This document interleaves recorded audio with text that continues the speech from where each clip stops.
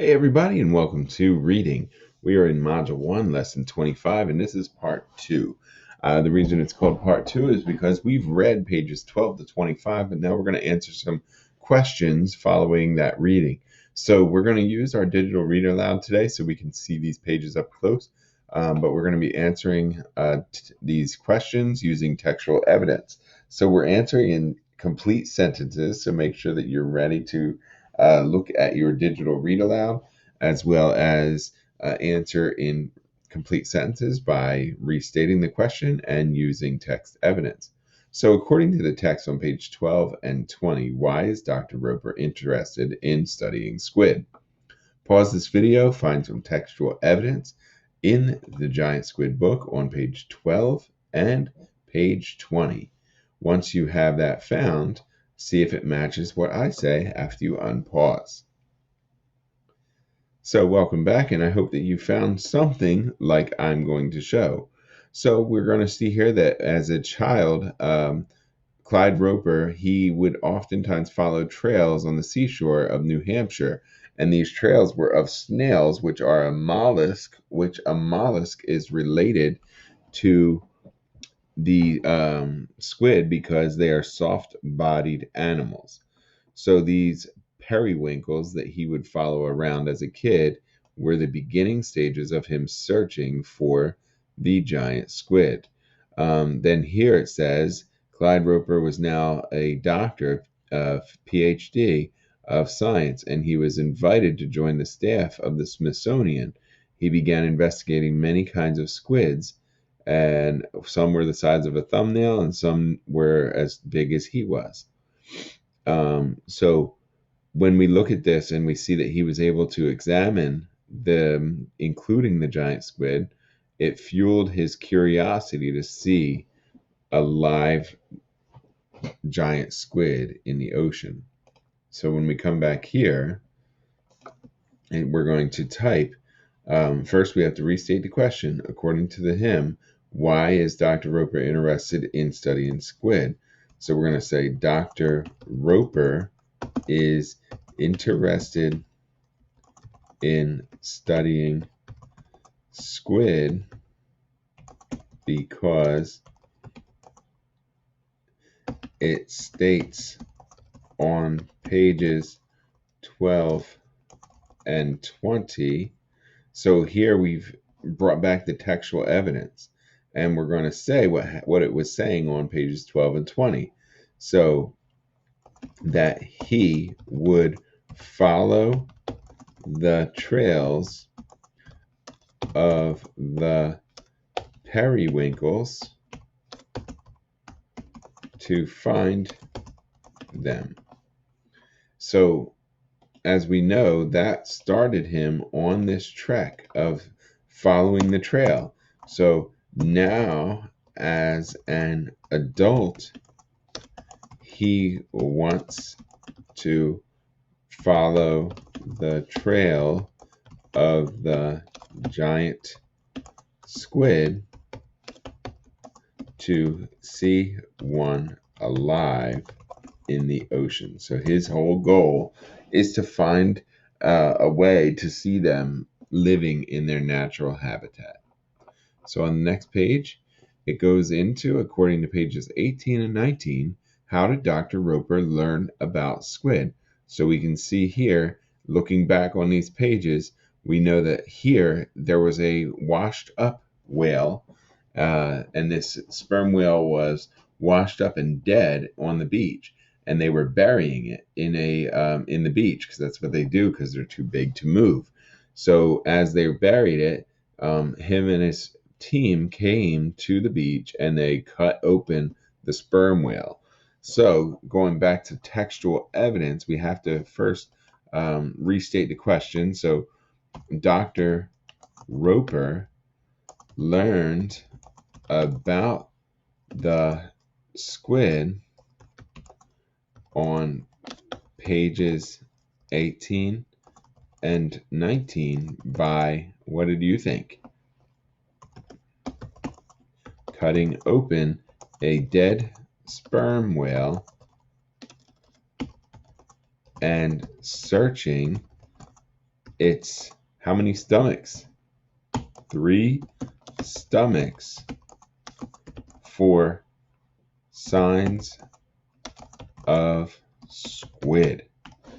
So this is our textual evidence. We went back to the page to look at that. So obviously I'm going based off of some of my knowledge, my previous knowledge, but it's because I've read the book and I know exactly what happens when I see those pictures. It reminds me of the specific information. So he and his team went there hours later.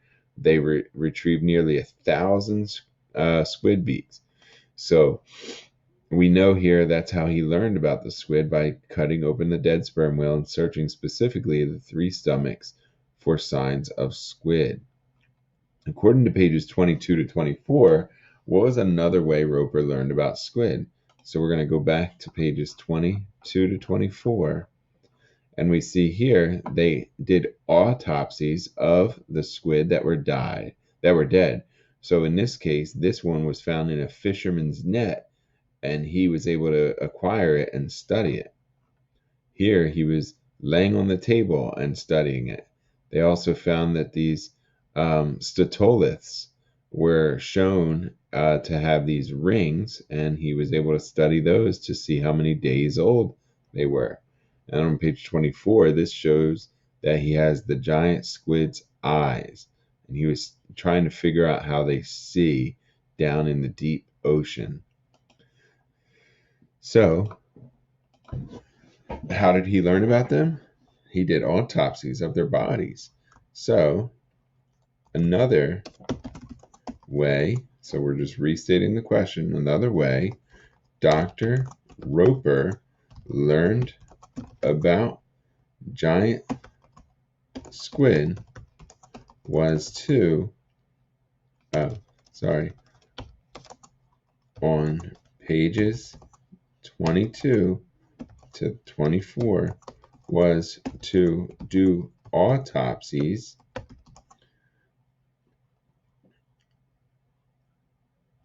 of dead giant squid to learn about their behavior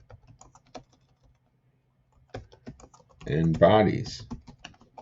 So he learns more about them through studying their behavior and their bodies. So, according to the text, which mystery did Dr. Roper have to solve? So, this is page, let's see what page that is. 25? No. Where was that? Architeuthis.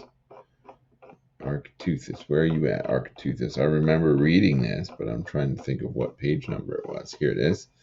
So according to this, let's see, there are more than 500 species of squid, a number that keeps growing as new species are found each year.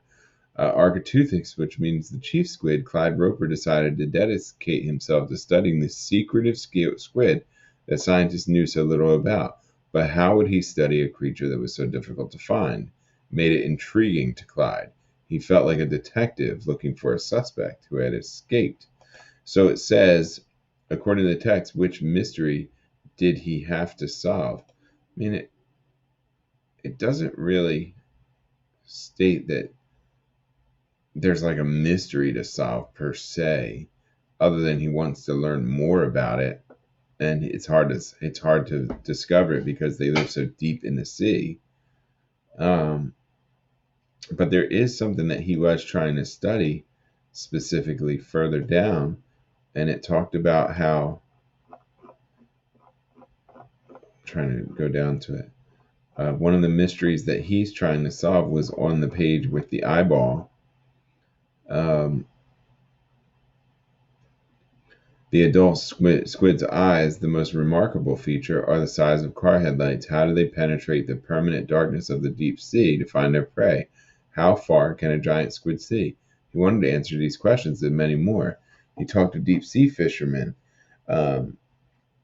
So the idea is, like, how can he see in the dark? And he can't really study that because it says that most of them when they get caught, they're already dying or dead.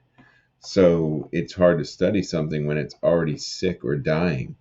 So that's why he can't really study it. See, but dead or dying specimens couldn't answer the big question that haunted Clyde. How does a giant squid behave in its natural habitat? So that's one that he still has to solve. So the mystery that Dr. Roper has to solve is, how does a giant squid, or Architeuthis, behave in its natural habitat? I mean, there's no way of knowing because of where it lives. How does, I mean, they're going to make me change all this. Jeez. How Roper has to solve how a giant squid behave in its natural habitat. There we go. Okay, we're all back up together again. All right, so now the last thing that we have to do is find the main idea of each chapter, it says, or of this chapter. Look at a particularly completed graphic organizer below. Use the key details that have already been filled in to identify the main idea of this chapter. So the key details say sperm whale's mouth has teeth in the bottom jaw. Teeth are very large. Sperm whale's teeth fit into sockets in the upper jaw. So what does this have to do with this chapter? So when we think about the main idea, we're talking, every single one talks about the sperm whale's teeth. What is the purpose of the sperm whale's teeth? Sperm whales' teeth are made to eat soft-bodied creatures like the giant squid.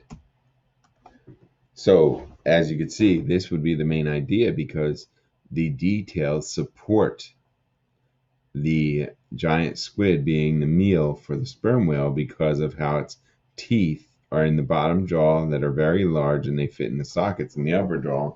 And we talked about how that traps the squid into the jaws of the sperm whale. And your last thing to do today is to continue reading on this. So, How Scientists Solve Mysteries. You started reading this last week 1 to 2 times each day. You're continuing to do that. And then at the end, we're going to be reading this together, or having you guys read this on a flip grid, which we'll get to that when it comes. I can't say like when we're doing it because it's kind of like when we get done with all these lessons, but I keep breaking the lessons into parts. So it kind of just takes until we're ready for it. So just keep practicing reading this so that when you get to the flip grid time, you'll be able to send me a video of you reading it.